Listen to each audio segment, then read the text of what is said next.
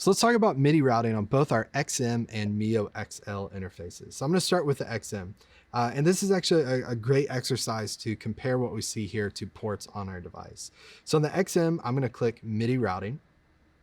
This screen is completely redone from both previous Auracle as well as iConfig. No more matrix mixing at this point. So we have sources on the left and destinations on the right. The best way to think of this is if I plug something into DIN1 input, then that is a source, right? I'm sending from there and it's going to a destination. So with port routing, what you need to do is basically decide whatever goes into DIN1, where does it go out to? Now, one of the things I would suggest, and actually pause the video and go through this, is click through each of these so you can just see the default routing. So for instance, if I click DIN1 here, you'll see that DIN1 by default is routed to DIN1 on my DAW and RTP1 for an RTP network MIDI port. Just click through the rest of these and just look and see what their routing looks like. Now let's walk through the sources side just for a moment so you understand what we have here. For sources, we have DIN 1 through 4. Those are our inputs and outputs on our XM. Next, USB device, we have our 8 host ports. We talked about this in the previous lesson, but we have 4 physical ports, right? And then if we add a USB hub, then we get those additional 4 ports to equal 8 in total. Next, in our DAW section, we have our 4 DIN ports again, we have our 8 host ports, and then we have this preset selector as well as reserved ports 1 through 3. We're not going to talk about preset selector or reserved 1 through 3 right now, but just so you understand why is it listed again, this is basically the sources from our DAW. So in Ableton, when I say I want to send something out of DIN 1, basically what I'm saying effectively is when I do that, it's going out of DIN 1. If you look over in the destinations tab, you see that there.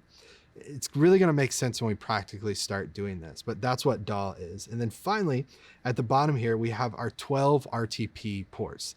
Again, we have 1 Ethernet port on this. So how in the world do we get from 1 to 12?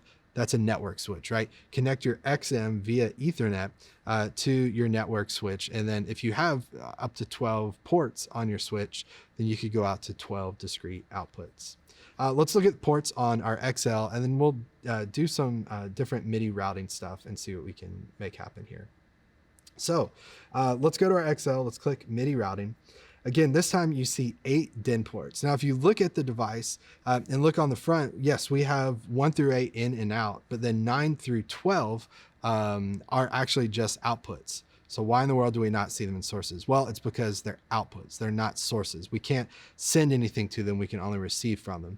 But for instance, if I just click into DIN 8 here, and I click to the DIN list, you'll see ports 9 through 12 show up as destinations, as outputs. So that's where those ports are hidden away. USB device, again, we have 10 possible USB host ports, all physical connections on our device, or we could add in a hub if we wanted. In our DAW, again, we see the repeat of DIN 1 through 8, and then we have host 1 through 7 available to us directly in our DAW and preset selector. And then finally, probably the best feature of the MioXL is our RTP ports. And on this device, we have up to 22 possible ports and connections. Again, to access those, plug your Ethernet cable in to your switch and then out to those 22 individual sources. So let's talk about this practically. Let's route some MIDI. So I want to say, let's take this USB MIDI controller that's connected to my XM, and let's send that somewhere else. I don't know where else, but let's just find something. So I'm going to go back here and let's do MIDI routing for my XM. Let's go to host 1. By default, it's going to show up to my DAW on host 1. And then let's make a couple changes. Let's say we want to take everything that's going from this controller and send it to all 4 DIN ports on my XM. So I'm going to click this drop down here under DIN, and we're just going to click DIN 1, 2, 3, and 4. So now when I press my MIDI controller, you'll see our DIN light up on the front because this is going host, and it's also going through all 4 of our DIN outputs on our device. By default, it's out RTP 5. Let's say I want to send it out of RTP 1. So what I can do is click the X next to RTP 5 to delete that. Then let's click our drop down again and click RTP 1. Again, the beauty of this is every change I just made here got saved to my device automatically, which is great.